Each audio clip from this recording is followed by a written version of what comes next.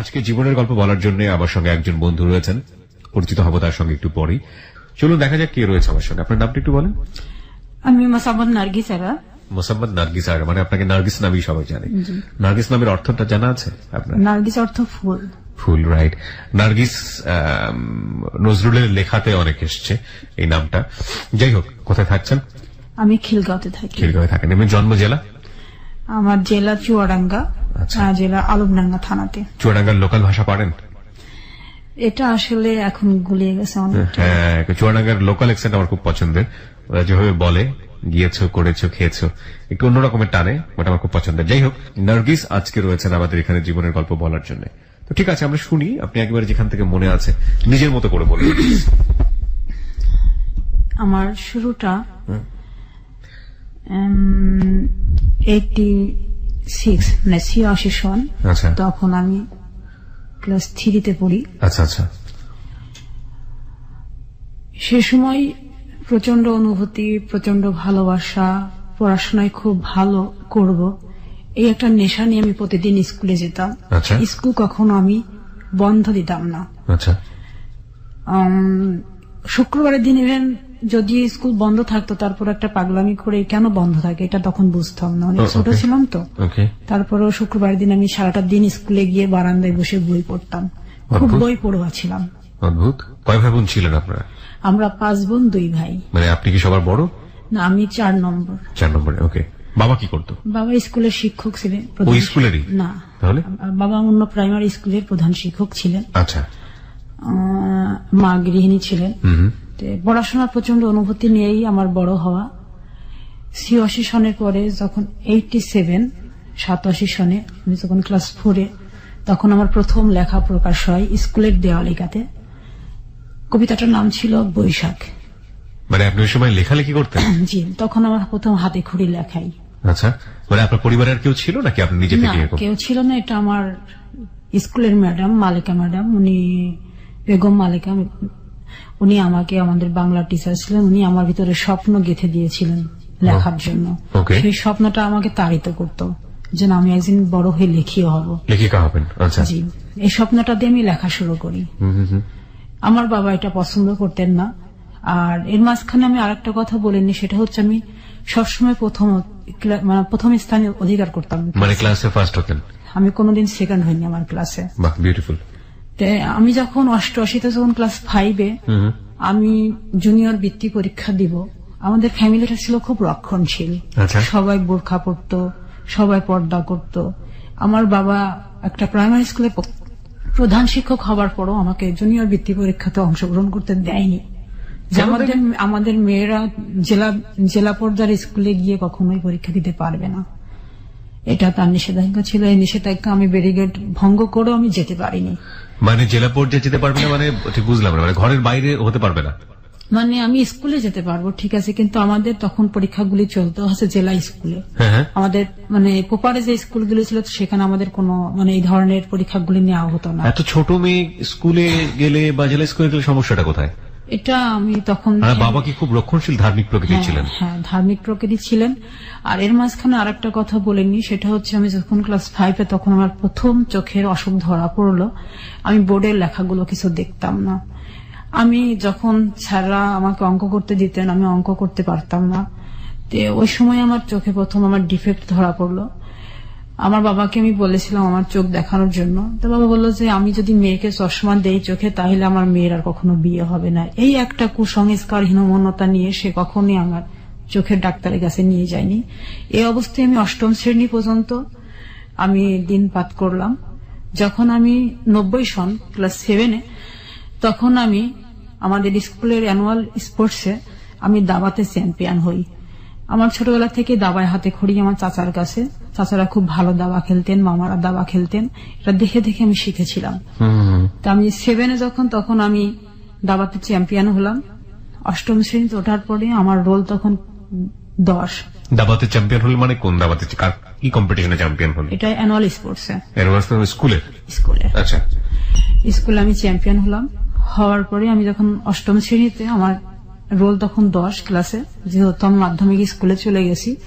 তো তখন আমি হায়ার জুনিয়র বৃত্তি পরীক্ষা দেওয়ার জন্য একটা প্রস্তুতি নিয়েছিলাম। আমার বাবা সেটা তো অংশগ্রহণ করতে দেয়নি। এই দুইটা আমার ছোটবেলার সবচাইতে বড় কষ্ট। তারপরে আমি নিয়মিত স্কুলে যাওয়া শুরু করলাম, পড়াশোনাও করি। হঠাৎ এটা সন ছিল আগস্টের 15 তারিখ। আমার বড় চাচার বড় মেয়ে মারা গেলেন। ওই মৃত্যু বাড়িতে আমাকে দেখতে আসে। দেখতে আসার পরে বাবা পছন্দ করে, কিন্তু আমি জানতামও না যে আমার জন্য কে বা কারা আসছেন। আমি ওই দিন শুক্রবার ছিল, আমি মানে একটা বিভূতিভূষণ বন্দ্যোপাধ্যায়ের গল্পের বই পুঁই মাছা, ওটা আমি পড়ছিলাম ঘরে বসে। আমার ছোটবেলা থেকে গল্পের বই পড়ার প্রতি খুব নেশা ছিল। পড়তে পড়তে আমার মা আমাকে ডাক দিলেন। ডাক দেওয়ার পরে বলল যে পড়া বাদ দিয়ে তুমি এদিকে আসো। আমি গেলাম। বলল তোমাকে সাজতে হবে, পোশাক পরতে হবে।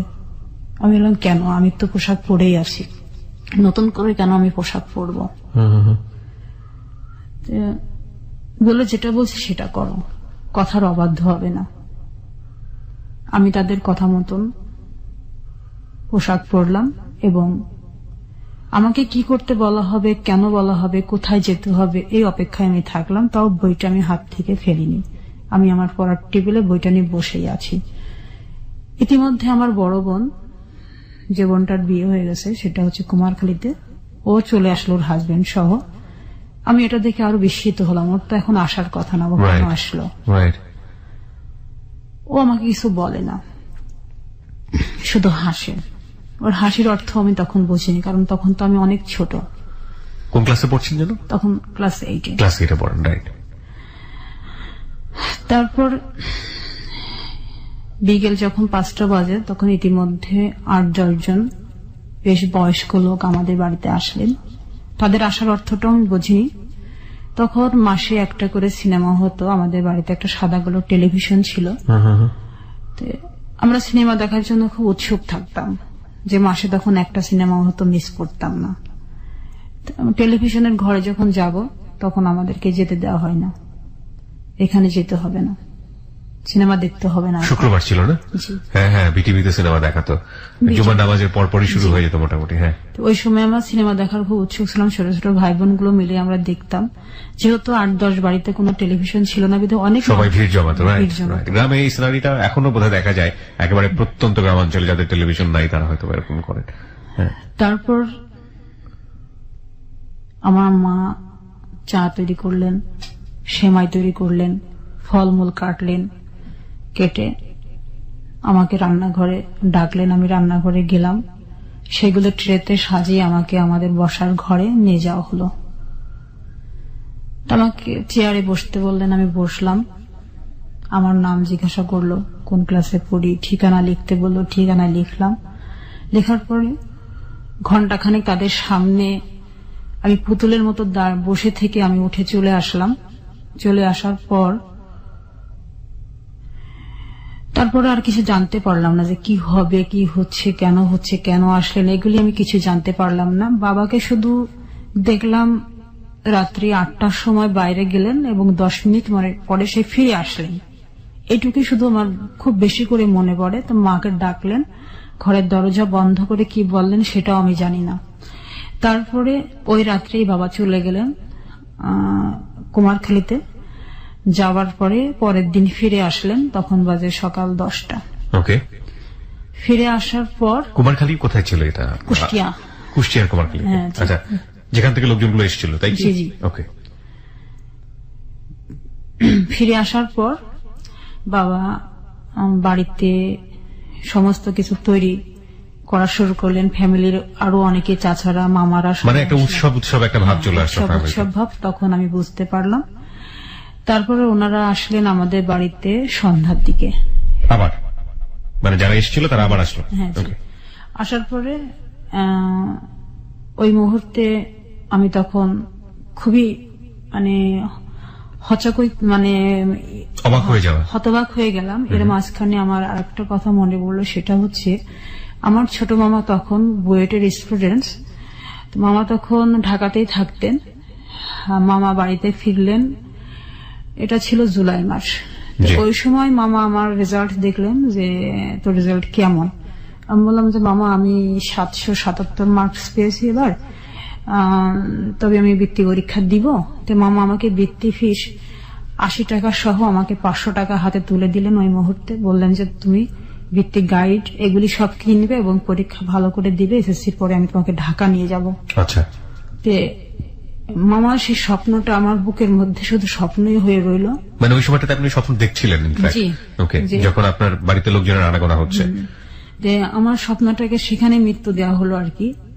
এটার এই মৃত্যুটার কথা আমি আমার হয়তো শেষ দিন পর্যন্ত আমি ভুলবো না। আচ্ছা, শুনি আমরা স্টোরিটা। তারপরে এইভাবে মামা চলে গেলেন ঢাকাতে। আবার আমাকে খুব সাহস দিলেন, বাহবা দিলেন যে তুমি রেজাল্ট অনেক ভালো করছো, আরো ভালো করতে হবে, আশা করি তুমি অনেক ভালো করবে। তো বাবার এই সিদ্ধান্তটা উনি জানতেন না, যেহেতু উনি জুলাই মাসে এসেছিলেন আর আমার আমার এই ঘটনাটা ঘটলো হচ্ছে সেপ্টেম্বরে। তারপরে সেপ্টেম্বর ওনারা এসে আবার ফিরে গেলেন। ফিরে যাওয়ার পরে অক্টোবর মাসের 25 তারিখে, ওই দিন ছিল শুক্রবার, বিকেল 4টার দিকে আমাদের বাড়িতে আবারও নতুন করে 8-10 জন আসলেন। বেশ অভিভাবক টাইপের, মানে অভিভাবকরা আসলেন আর কি। আসার পর ওনারা আবার নতুন করে আমাকে দেখলেন। দেখার পরে ওনারা আমাকে পছন্দ করলেন। পছন্দ করার পরে ফিরে গেলেন। ফিরে যাওয়ার পরে বাবাকেও আবার যেতে বললেন। বাবা ওই রাত্রি 10টার সময় চলে গেলেন কুষ্টিয়ার কুমারখালীতে। তারপরে রাত্রি 2টার দিকে বাবা ফিরে আসলেন। ফিরে আসার পর পরের দিন থেকে উৎসব একটা শুরু হলো বাড়িতে। সেই উৎসবের অর্থ আমি তখনও বুঝি। আমার ফুপুরা, আমার বোন, আমার চাচারা সবাই একসাথে হলেন বাড়িতে। হবার পর আমাকে শুধু একটা ঘরের মধ্যেই থাকতে বলা হচ্ছে বারবার। বাইরে বেরোলেই আমার প্রতি মানে রাগারাগি করা শুরু করলেন, তুমি কেন বাইরে এত বেরোচ্ছ। ওকে। আমি ঘরের মধ্যেই তখন কি করব, আমার তো কিছু করা ছিল না, আমি কোনো কাজও করতে পারতেছি না, পড়তে পারতেছি না। তখন আমি আবার গল্পের বই, বনফল নামে একটা গল্পের বই, ওইটা নিয়ে আমি বসে পড়লাম। বসে পড়ে আমি পড়া শুরু করলাম। তো আপনার তো ভাই বোন ছিল, তাদের সঙ্গে কি কোনো ভালো সম্পর্ক ছিল না? তারা তো কেউ এসে আপনাকে টাচ দেওয়ার কথা যে তোমার এরকম একটা কিছু হতে যাচ্ছে? আমার যে ভাই বোনগুলো ছিল ওরা তো, আমার বয়স 13 বছর, আর আমার ছোট যেগুলো ছিল এগুলো তো আরো ছোট। আর বড় যেগুলো ছিল সেগুলো বিয়ে হয়ে গেছে? বড় বলতে আমার বড় ভাইটা বড়, আর আমার ইমিডিয়েটলি যে বোনটা সেটা হচ্ছে ওর বিয়ে হয়েছে, আর আমার উপরে একটা ভাই ছিল সেটা মারা গেছে। এই কারণে আমি এখন 3 নম্বরে পড়ি, আমি 4 নম্বরে ছিলাম আর কি। আচ্ছা আচ্ছা। যাই হোক, এইভাবে বই পড়ছিলেন আপনি? হ্যাঁ, বই পড়ছিলাম। তারপরে আমাকে সন্ধ্যার দিকে নিয়ে গেলেন গোসল করাতে। গোসল করালো, হলুদ মাখালো। তখন বুঝতে পারলাম আমি তখন হতবাক হলাম যে এটা কেন। আমি আর তখন কিছু বলার মতো। আপনি তখনও কি জানতেন যে কার সঙ্গে বিয়ে হচ্ছে বা কি তখনও অবস্থা? জানতাম না যে কার সাথে আমার বিয়ে হচ্ছে, এটা আমি জানতাম না, আমাকে দেখানো হয়নি। ওকে। তারপরে গুটি গুটি করে রাত্রির সময়টা পেরিয়ে মধ্যরাত্রিতে আসলো। আসার পরে প্রায় 2টা বাজে। ওই সময় আমাদের বাড়িতে কাজী আসলেন। কাজী আসার পরে আমাকে একটা রুমে বসিয়ে শুধু সিগনেচার করতে বলা হলো যে এই যে বইটা থাকে ওই বইটাতে সিগনেচার করা হলো যে তুমি এখানে সিগনেচার করো। সিগনেচার করে নিয়ে গেলেন। নিয়ে যাওয়ার পরে আপনি সিগনেচার করে ফেললেন? হ্যাঁ, আমি করে ফেললাম। যে আমি লেখা পড়া এগুলিতে খুব উস্তাদ, আমি এটা বুঝি নাই, দেখি নাই যেটা কি জিনিস। একটা ওই যে বিয়ের যে ভলিউমটা থাকে ওটাতে সিগনেচার করতে বললেন, আমি সিগনেচার করলাম। তারপরে নিয়ে চলে গেলেন। চলে যাওয়ার পরে আমাকে নতুন শাড়ি পরানো হলো। হওয়ার পরে আমাকে তখন কবুল বলানোর জন্য বারবার আমাকে খুব তাগিদ দেওয়া লাগলো। আমি কিন্তু বলতেছিলাম না যে আমি বিয়ে করব না। তা আমার বাবা আমাকে ঠাস করে একটা চড় দিয়ে দিলেন। তখন আমি বলতে বাধ্য হলাম।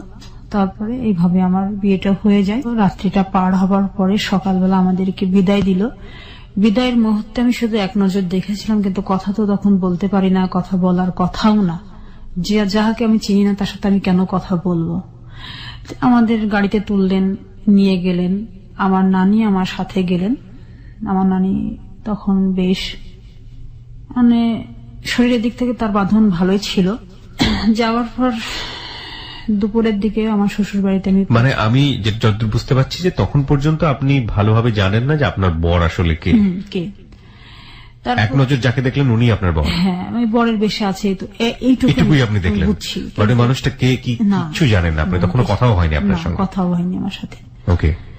তারপরে আমি যখন ওদের বাড়িতে গেলাম, যাওয়ার পর আমাকে উঠানে বসালো। বসানোর পর গ্রামের অনেক মানুষ দেখতে আসলেন, দেখলেন, চলে গেলেন।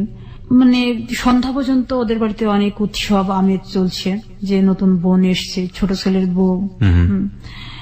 আমার শাশুড়িও খুব আমাকে দেখে খুব পছন্দ করছেন, উনি বুকে আমাকে জড়িয়ে ধরলেন। কেউ কারোর সাথে পরিচয় করিয়ে দিচ্ছে না যেটা তোমার শাশুড়ি হয়? আমার শাশুড়ি পরিচয় করিয়ে দিলেন। ওই সময় আমি চিনলাম যেটা আমার শাশুড়ি। আর আমার ননদ ছিল 9 জন ননদ সেই সময় উপস্থিত ছিলেন। 9 জন ননদ আসলেন। তা আমার মানে ভাসুর ছিল শুধু একজন, উনি চিটাগংয়ে থাকতেন, তো উনি তখন এসে পৌঁছাননি। আচ্ছা আচ্ছা। উনি তখনও যখন পৌঁছান, উনি রাস্তাতে আসেন, চিটাগং থেকে আসবেন, তারপরে বিয়েতে আরো উৎসব শুরু হবে আর কি। আচ্ছা। এটা তো হঠাৎ বিয়ে, মানে সেরকম প্রিপারেশন তো কোনো কিছু ছিল না বিয়ের। ওকে। তো গ্রামে গিয়ে আপনি কি দেখলেন? আপনি তো একটা বাড়ির মধ্যে ছিলেন, ওদের বাড়ি ঘর এগুলো কেমন, কি দেখলেন? ওদের বাড়ি ঘর অনেক বড়। কারণ এখানে একটু বলে নি যে আমার শ্বশুরদের চা বাগান ছিল, খাগড়াছড়ি আব্দুল জব্বার চা বাগান, ওনারা ওই চা বাগানের মালিক।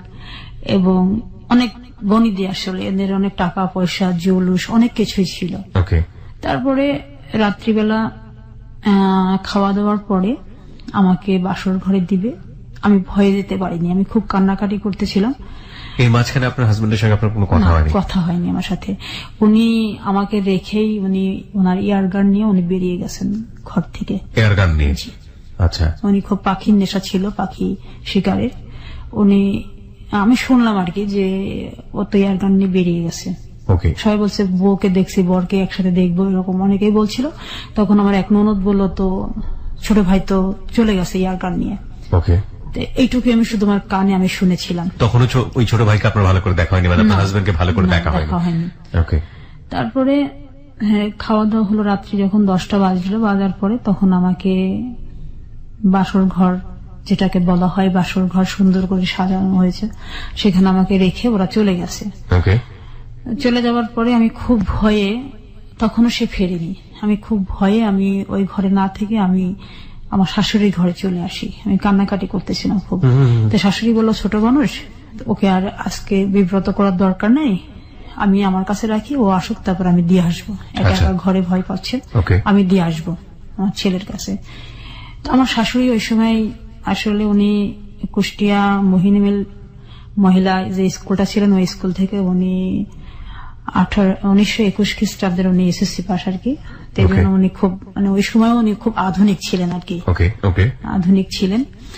তো ছেলের সাথে ওনার খুব বন্ধুত্বমূলক সম্পর্ক ছিল ওনার ছেলের সাথে। আমি বললাম যে আমি খুব ভয় পাচ্ছি মা, আমি যাব না। কেন যাবে না তুমি? আমিও তো ছোট সময়, আমিও তো এই সংসারে এসেছি। আমাকে বোঝালেন উনি, আমি তখন বুঝ মানি না। তারপর উনি যখন আসলেন তখন প্রায় রাত্রি 12টা বাজে। আচ্ছা। আমার শাশুড়ি একটু বকলেন যে তুই বিয়ে করে রেখে চলে গেছিস, রাত্রি 12টার সময় কেউ ঘরে আসে? তখন সে বলল যে তুমি তো জানোই মা, আমি সাধারণত রাত্রি 12টা 1টার আগে কখনো ঘরে ফিরি না, এটা তোমার কথা বলার তো কোনো দরকার নেই। তা বলে ওকে পাঠিয়ে দাও, রুমে পাঠিয়ে দাও। তারপরে আমি রুমে কিছুতেই যাব না, আমি খুব চিৎকার করে কেঁদে উঠলাম। তখন বললো থাক, আমি একাই রুমে থাকছি, তোমার কাছে রাখো। তো আমি আমার শাশুড়ির কাছে থাকলাম। সে তারপরের দিনও আমি আর যাই নাই। তারপরে উনি 2 দিন ছিলেন ওনার চিটাগংয়ে। তখন রিয়াজউদ্দিন মার্কেটে ওনার কাপড়ের দোকান ছিল, ব্যবসা করতেন, ওইখানেই বাসা ছিল। তো উনি বললো তাহলে আমি চলে যাই, মানে কুষ্টিয়া থেকে চিটাগংয়ে চলে যাই। তাই বললো। তো বললো যে অন্তত বউ ভাতটা পার করে দিয়ে যা। বউ ভাত কাকে নিয়ে আমি পার করবো, সে তো আমার কাছেই আসে না। এটা বললো। বলার পরে 2 দিন পরে আমার মানে ভাসুরের ওয়াইফ, তার 2টা বাচ্চা, সবাই চলে আসলো। গ্রামে আসার পরে বাড়িটা আরো বেশি হলো, জমজমাট হলো। আমাদের বাড়ির থেকে লোকজন আমাদেরকে আনতে গেল, আমাকে নিতে আসলো। নিতে আসার পরে আমি আমার মায়ের বাড়িতে গেলাম। যাবার থাকাকালীন উনি ওইখানে আমাদের বাড়িতে গিয়ে একদিন থাকলেন, সেদিন আমি ওনার সাথে আমি এক বিছানায় যাইওনি। মানে আপনাদের সঙ্গে আমি যতটুকু বুঝতে পারি তখন পর্যন্ত কোনো কথোপকথন বা কিছু হয়নি? কথোপকথন হয়নি আমার সাথে। তার আগ পর্যন্ত কি আপনি লোকটাকে সম্পর্কে চেহারায় দেখেছেন? বয়সের ব্যাপার থাকে, কার সঙ্গে বিয়ে হলো, দেখতে কেমন? এটা আমার মনের ভিতরে তখন ফিলিংস নেই। আমি শুধু আমার বিয়ে হওয়ার পরেও আমার কিন্তু বই হাতে, তখনও বই হাতে? আমার বই হাতে। আমি পরীক্ষা দিব, আমি একবার বৃত্তি পরীক্ষা আমি দিতে পারিনি, এবার আমি হায়ার জুনিয়র বৃত্তি পরীক্ষা দিব। এটা আমার তখনও নেশা, আমার চোখে, আমার মুখে, আমার ভিতরে, আমার তখন স্পন্দন যে আমি পরীক্ষা দিব। এটা আমি আমার শ্বশুর বাড়িতে গিয়েও আমি ওই আমার পড়াশোনার মধ্যে, হ্যাঁ, আমার ভাসুরের ছেলে মেয়েরা, ওই যে আমার স্বাস্থ্য ভাসুরের ছেলে মেয়েরা তখন ক্লাস 8-এ যারা পরে, ওদের কাছ থেকে বই চেয়ে আমি পড়তাম। এরকম। তো গেলেন আপনি বাড়িতে? হ্যাঁ, বাড়িতে গেলাম। তারপর উনি আমাকে রেখে চলে গেলেন আমাদের বাড়িতে। উনি আমাদের বাড়ি থেকে চিটাগং চলে গেলেন। তারপরে আর ফিরে আসেনি। চিটাগং যাওয়ার পরে আমাকে চিঠি লিখতেন, আমি চিঠির উত্তর দিতাম না। চিঠি আসতো প্রতিদিন, মানে প্রতি সপ্তাহে একটা করে চিঠি আসতো। কি থাকতো চিঠির মধ্যে, পড়ে দেখতেন? মনে আছে? পড়তাম, চিঠিগুলো পড়তাম। আমাকে কখনো প্রিয়সী, কখনো প্রিয়, প্রিয়া, কখনো এইভাবে আমাকে সম্বোধন করতেন। হয়তো তুমি একদিন আমাকে মেনে নিবে, হয়তো একদিন তোমার সাথে আমার সংসার জীবন শুরু হবে, এরকম অনেক কথাই লিখতেন। তারপরে আমি ক্লাস 8-এর আমি যখন 8ম শ্রেণী যখন আমি ফাইনাল পরীক্ষা দিব, পরীক্ষাতে অ্যাটেন্ড করলাম। 5টা পরীক্ষা দেওয়ার পরে আমার আর পরীক্ষা দেওয়া হয়নি। আমার বাবা আমাকে রেখে আসলেন আপনার শ্বশুর বাড়িতে? শ্বশুর বাড়িতে। তুমি বিয়ের পর আর থাকতে পারবে না, এখানে থাকতে পারবে না। না, আমাকে রেখে আসলেন। কিন্তু পরীক্ষাটা দেবার আমার খুব ইচ্ছা ছিল, আমার পরীক্ষাটা দেওয়া হয়নি। শ্বশুর বাড়ি থেকেও কোনো স্টেপ নিল না? না। আমার শাশুড়ি বলল যে, শাশুড়ির খুব ইচ্ছে ছিল আমি পড়াশোনা করি, কিন্তু বললো আমার ছেলের অনুমতি না দিলে আমি তো পড়াতে পারবো না, আমার শাশুড়ি। তারপর আমি ওইখানে চলে গেলাম। চলে যাওয়ার পর ডিসেম্বর মাসের 14 তারিখে উনি ফিরে আসলেন চিটাগং থেকে বিকেল 3টার সময়। আমি বাসায় বসে আর কি, আমার শাশুড়িও খুব গল্পের বই পড়তেন। সালিহা নামে একটা গল্পের বই আমি পড়তেছিলাম। তো ওইটা পড়তেছিলাম আমি, শীতের বিকেল আমি বসে বসে রোদ্রে বসে পড়তেছিলাম।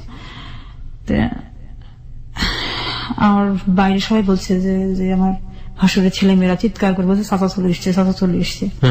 আমার শাশুড়ি এবার বাহিরে গেলেন, যে ছেলেকে রিসিভ করে নিয়ে আসলেন। নিয়ে আসার পরে তখন বলছে যে, মা ওর পাগলামি কি বন্ধ হয়েছে? তাই বলছে, আগে যেরকম পাগলামি করতো এখনো কি পাগলামি করবে?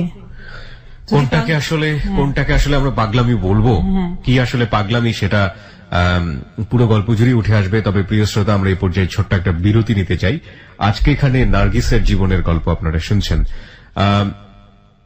আমাদের সমাজে বাল্যবিবাহের যে রেওয়াজ এবং বাল্যবিবাহের যে ভয়াবহ দিক, সেটা কি আজকের জীবনের গল্প নাকি অন্য কিছু?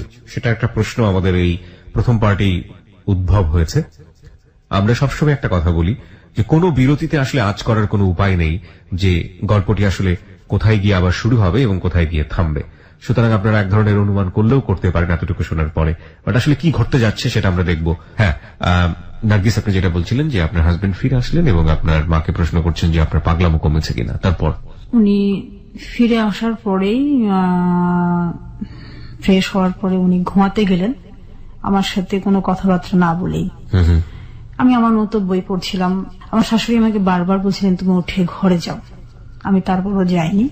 এ পর্যন্ত তার সাথে আমার কোনো কথা, তার সাথে আমার দেখা, এগুলি কিছু নেই। সে দূর থেকে আমাকে দেখে, আমি দূর থেকে তাকে দেখি। এভাবে আমাদের সময়গুলো পার হচ্ছিল, কারণ আমি তখন অনেক ছোট। বিয়ে কি, সংসার কি, স্বামী কি, এগুলো আমি কিছু বুঝতাম না। উনি মানে দেখতে শুনতে কেমন ছিলেন? উনি কি বড়? হ্যাঁ, উনি ওনার, আমাকে একটু জাস্ট বলেন তো, ওনার বয়স তখন কত ছিল যখন আপনাকে বিয়ে করলো? 36 বছর। 36? 36 বছর বয়স্ক একজন ভদ্রলোক ক্লাস 8-এ পড়া একটা মেয়ে, 13 বছরের একটা মেয়েকে বিয়ে করেছে? Nothing to say, this happen in our society. Okay, বলুন। তারপরে রাত্রি 10টার পরে খাওয়া দাওয়া হলো। উনি মানে ঘুমের থেকে উঠে ঘুরে আসলেন।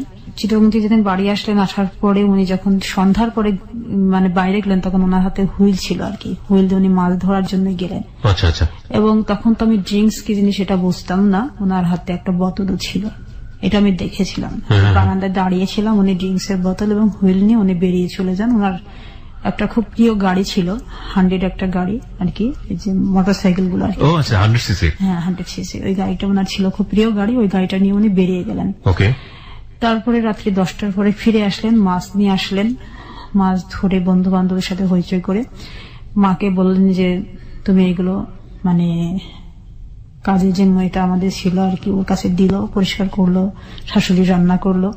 তখন আমি সংসারের কোনো কাজে হাত দেইনি, আমাকে হাত দিতে দেয়ও না। ওকে। তারপরে খাওয়া দাওয়ার পর যখন সবাই শুয়ে পড়ছে, আমি যখন আর যাই না, তখন আমি যে ঘরে ছিলাম আর কি, আমার শাশুড়ির ঘরে আমি ছিলাম না, আমি আর একটা ঘরে আমি বসে বসে বই পড়তেছিলাম। সেই ঘরে এসে আমাকে এক প্রকার জোর করে আমাকে নিয়ে যায় তার ঘরে। ওকে। আমি খুব চিৎকার করে উঠি, খাটে নিয়ে গিয়ে আমাকে বেঁধে ফেলে। বেঁধে ফেলার পরে ওই দিনই আমার সাথে প্রথম সে সেক্স করলো এবং আমাকে রেপ করার মতো করেই করলো। ও মাই গড। আর ওই রাত্রে আমি আমার বড় সন্তানকে আমি কনসেপ্ট করি। এটা আসলে পরে ইউরিন টেস্টে ধরা পড়ে। My goodness. তারপরে উনি 4 দিন ছিলেন। 4 দিন আমাকে এভাবে অত্যাচারের মাধ্যম দিয়ে উনি আমাকে ব্যবহার করেছেন, যেহেতু আমি রাজি ছিলাম না সেক্সে, সেহেতু। তারপর উনি 4 দিন পরে চলে গেলেন। এই যে ক্লাস 8 যখন আপনি আছেন, তার আগ পর্যন্ত আপনি কি জেনেছেন ব্যাপারগুলো? কেউ আপনাকে বলেছে? আপনার ফ্যামিলির কেউ এই স্বামী স্ত্রী সম্পর্কটা আসলে না, কি? এটা কখনোই বলেনি। কেউ আপনাকে বলেনি? আপনার শাশুড়ি যে এত আধুনিক মনস্ক ছিল, সেও কখনো সে বলতে গেছে, কিন্তু আমি শুনতে চাইনি। আমার ওইগুলি মাথার মধ্যে নিতাম না কখনো। মানে আমার ভালো লাগতো না এগুলো না, শুনতে? আমার শুনতে ভালো লাগতো না, আমার শুধু পড়তেই ভালো লাগতো। আমি পড়তাম, আমি তখনও ছোট ছোট গল্প লিখতাম, কবিতা লিখতাম, আমি ওইগুলির মধ্যেই মগ্ন থাকতাম। ওকে। সাহিত্য মনা ছিলাম তো, এই জন্যই। ওকে। তো এইভাবে সে আমাকে 4 দিন ইউজ করার পরে সে ফিরে গেলেন, সে তার কাজে ফিরে গেল। কাজে ফিরে গেলেন। ওকে। আর যখন আমাকে সে বিয়ে করলেন, অলরেডি সে 4টা দেশ ভ্রমণ করা আর কি, সে কুয়েত থেকে ফিরে এসে আমাকে বিয়ে করেছেন। ও ওকে। মানে 7 মাসের মাথায় বিয়ে করে, কুয়েত থেকে ফিরে এসে 7 মাসের মাথায় আমাকে বিয়ে করেন। আচ্ছা, আচ্ছা। তাহলে তো সে অনেক অ্যাডাল্ট এবং অনেক ম্যাচিউর ছিল। জি। যে এই কারণে তার তো এক্সপেরিয়েন্স থাকা স্বাভাবিক। হ্যাঁ, এক্সপেরিয়েন্স থাকা স্বাভাবিক। তারপরে আমি পরের মাসে আমি যখন আমার বমি হওয়া শুরু হলো, তখন আমি বুঝি না যে আমার কেন এরকম হচ্ছে। আমি শাশুড়িকে বললাম, শাশুড়ি খুব খুশি। শাশুড়ি আমাকে ডাক্তারের কাছে নিয়ে গেলেন, আমাদের মানে ফ্যামিলি যে ডক্টর ছিলেন ওনার কাছে আমাকে নিয়ে গেলেন। নিয়ে যাওয়ার পরে তারপর উনি আমাকে দেখলেন, ইউরিন টেস্ট করলেন, করার পরে বললেন যে শাশুড়িমা তো কনসেপ্ট করে গেছে, এখন এতটুকু বয়সে কি বাচ্চা রাখবেন কি রাখবেন না, অ্যাবর্শন করে ফেলেন। তো আমার হাজবেন্ডের কাছে যখন এটা গেল, আমাদের বাসায় ল্যান্ড ফোন ছিল, ল্যান্ড ফোনটা যখন হাজবেন্ডের কাছে গেল, যাওয়ার পরে উনি ফিরে আসলেন আবার। নিয়ে আসার পরে আমাকে অনেকগুলি ডাক্তারের কাছে নিয়ে গেলেন আমাকে অ্যাবর্শন করানোর জন্য। আমি করিনি। আপনি করেননি? না। কেন? আমি করিনি। আমি বললাম যে আমি এই যন্ত্রণা সহ্য করতে পারবো না, যে যন্ত্রণা দিয়ে আমাকে করবে, ডাক্তার আমাকে বলেছে সবকিছু। তো আমি এটাতে যখন রাজি হলাম না, তখন সে আবারও মানে বিরক্তি হয়ে আমার সাথে কথা না বলেই এক প্রকার সেটা খুব রাত ব্যবহার করে চলে গেলেন, আবার চিরবঙ্গে ফিরে গেলেন। মাকে বলে গেলেন যদি ও মানে ওর মতামত ফিরে, তাহলে তুমি ওটা অ্যাবর্শন করে ফেলো। আমি এখন এত মানে অল্প সময়ের মধ্যে আমি বাবা হতে চাই না। এত বিয়ের অল্প সময়ের মধ্যেই মাত্র 2 মাস 2.5 মাস বিয়ে হয়েছে। তো এটা তখন আমার শাশুড়ি আমাকে অনেক বোঝাতে লাগলেন, আমি বুঝলাম না। তো আমি বললাম যে মা, আমার যা হবার তো হয়ে গেছে, আমি এখন বুঝি বিয়ে কি জিনিস, বাচ্চা কি জিনিস, আমি একটু বুঝতে পারি। তো থাক না কেন, থাকলে তো সমস্যাটা কি, আমি এটা তখন বলেছিলাম। তারপরে এভাবে প্রায় 4 মাস অতিবাহিত হয়ে যাওয়ার পরে আমার চোখে তখন অনেক সমস্যা দেখা দিল। আমার চোখ দিয়ে পানি পড়তো, আমার চোখে তো এমনি ছোটবেলায় একটা ডিফেক্ট দেখা দিল, আমার চোখ দিয়ে পানি পড়তো। এগুলি হওয়ার পরে আমার বাবা আসলেন আমাকে আমার ডাক্তার দেখাবার জন্য। আপনার ফ্যামিলি কি জানলো যে আপনি কনসেপ্ট করেছেন? জি জি। ওনারা কিভাবে নিলেন? ওনারা স্বাভাবিকভাবেই নিলেন, যেহেতু আমার বড় বোনের তখনও বাচ্চা হয়নি, বড় বোনের 3 বছর বিয়ে হয়ে গেছে। 12-13 বছরের একটা মেয়ে সে কনসেপ্ট করে যাচ্ছে এবং সেটাকে একজন স্কুলের প্রধান শিক্ষক সে স্বাভাবিকভাবে নিচ্ছেন। যদি এরকম হতো যে একেবারে অশিক্ষিত আমাদের প্রান্তিক পর্যায়ের সমাজ বলতে যেটা বুঝি সেই পর্যায়ের একজন মানুষ, 2 পরিবারের কথাই যদি বলি, শ্বশুরবাড়ির লোক প্রচন্ড বনেদি এবং তাদের অর্থবিত্ত কিরকম সেটা আপনারা ওর বর্ণনা শুনেই বুঝতে পারছেন, তারা বিয়ে করেছে এত ছোট একটা মেয়েকে এবং সে কনসিভ করে গেছে, সেটাকে স্বাভাবিকভাবে নিচ্ছে। কিংবা যেই লোকটি এ ধরনের কাজ করলেন তিনি একবারের জন্য চিন্তা করলেন না যে এর রেজাল্টটা কি হতে পারে। ওনার হাজবেন্ডের কথা আমি বলছি। কি নাম ছিল ভদ্রলোকের? মোহাম্মদ আমানুল্লাহ। আমানুল্লাহ সাহেব। এবং একই সাথে ওনার বাবা এবং ওনার ফ্যামিলি বিয়ে দেয়াটা তো একটা ভয়াবহ রকমের অপরাধ করেছে, সেটা তারপরেও মেয়েটা কনসিভ করেছেন এবং এটাকে স্বাভাবিকভাবে নিচ্ছেন। Hardest reality. ওকে, বলুন তারপর। তারপরে আমি ঢাকাতে আসলাম, তখন জি চোখ দেখানোর জন্য। হ্যাঁ, ঢাকাতে আসলাম। মামার বাসাতে উঠলাম উত্তরা 6 নম্বর সেক্টরে। তারপরে ওখান থেকে মামা ঢাকা ক্যান্টনমেন্টের উনি তখন মেজর, আমার 4 নম্বর মামা, আমার মামা 6 জন, উনি হচ্ছে মেজর, তখন আমি করে আর কি। মামা বাবাকে খুব বকলেন যে এত সুন্দর একটা মেয়ের ভবিষ্যৎ তুমি নষ্ট করে দিলা, এটা তোমার কাছে আমি চাইনি, আমার বোনটা তোমার কাছে এজন্য আমরা বিয়ে দেয়নি। তারপরে পরিবাগে ডক্টর হারুন সাহেব প্রফেসর, ওনার কাছে আমাকে দেখানো হলো চোখ। দেখানোর পরে উনি চোখ দেখলেন, ট্রিটমেন্টের ব্যবস্থা করলেন, চশমা দিলেন। এটা নিয়ে আমি ফিরে গেলাম বাড়িতে। জুলাইয়ের 2 তারিখ, ওই দিন ছিল শুক্রবার। আমার হাজবেন্ড আমাকে আর মেনে নিতে পারে না। কেন? সে শুধু একটা কথাই বলে যে আমি অন্ধবোধী, কি করব, তোমার চোখে এত পাওয়ার, এত এই। তখন কি আপনি চশমা নিয়েছেন? হ্যাঁ, প্রায় 1200-র উপরে আমার চোখের ইয়ে। আমার ওই গ্লাসটা যদি আমি এইভাবে পেপার রাখতাম রোদ্রে, আমার ওই পেপারটা আগুন ধরে যেত, মানে ম্যাগনিফাইং গ্লাসের মতো ছিল। তখন আপনি পেটে বাচ্চা, এই অবস্থায় আপনার হাজবেন্ড বলছে অন্ধবৌদি কি করব? হ্যাঁ, ওই সময় উনি আমাকে আমার বাবার সাথে আমার বাবাকে ডেকে অপমান করে আমাকে তুলে দেন। কি বলেন, আপনার মনে আছে ওই দিনের ঘটনাগুলো? জি, সে আমার সাথে কোনো কথা বলেনি, না, বাবাকে খুব অপমান করেছিল। কি বলেছিল বাবাকে? বলছিল যে আপনি গোপন রেখে বিয়ে দিয়েছেন আপনার মেয়েকে, আর কোথাও বিয়ে দিতে পারবেন না, এই করবেন সেই করবেন, অনেক কথা। এগুলি আসলে ভাষায় বর্ণনা করার মতো না। এটা আমার বাবার জন্য আসলে প্রাপ্য শাস্তি ছিল। আমি খুব খুশি হয়েছিলাম যখন বাবা অপমানিত হচ্ছে, এটা আমি খুব খুশি হয়েছিলাম সেদিন। আমি তো চাইনি যে বিয়েটা হোক, এটা তো বাবার পছন্দের বিয়ে, বাবার দেখার বিয়ে, এটা বাবাই তো চয়েস করে বিয়ে দিল। আমি খুব খুশি হয়েছিলাম বাবা অপমানিত হয়। বাবা মাথা নিচু করে আমাকে নিয়ে চলে আসেন। তখন আমাদের রাজবাড়ি টু খুলনার একটা ট্রেন চলতো, তিতুমির এক্সপ্রেস। ওই ট্রেনে আমি আলমডাঙ্গাতে ফিরে যাই, কুমারখালীর থেকে ট্রেনে উঠি। তখন কত মাসের অন্তঃসত্ত্বা আপনি? আমি তখন 7 মাস। আপনি যে ডেট গুলো বলছেন, বিভিন্ন যে ডেট গুলো বলছেন, আপনার সবকিছু মনে আছে একদম পুঙ্খানুপুঙ্খ? কিভাবে মনে আছে? আমার তো 5 বছর আগের অতীত হয়ে মনে করতে পারি না। আসলে কিভাবে মনে আছে আমি নিজেও জানি না। আমার প্রত্যেকটা সন, তারিখ সবই মনে থাকে এখনো। আমার এখনো। চমৎকার, খুবই চমৎকার। বলুন। তারপরে বিকালে ফিরে আসলাম। ফিরে আসার পরে 5টার সময় বাড়িতে উপস্থিত হলাম। হওয়ার পরে 7টার দিকে আমার চাচিমা, একজন ডক্টর, বেগম নুরুন্নাহার, আমার বাবার ফুফাতো ভাইয়ের বউ, চাচিমার কাছে আমাকে নিয়ে যাওয়া হলো টেস্ট করানোর জন্য, বেবি ঠিক আছে কিনা। হ্যাঁ, আমি যখন বাড়িতে পা দিয়েছি চাচি তখন শুনতে পারলো। চাচি আমাদের বাড়িতে ল্যান্ড ফোন ছিল। চাচি মাকে ফোন করলো যে ভাবি ও তো এসছে, ওকে নিয়ে তুমি ক্লিনিকে চলে আসো।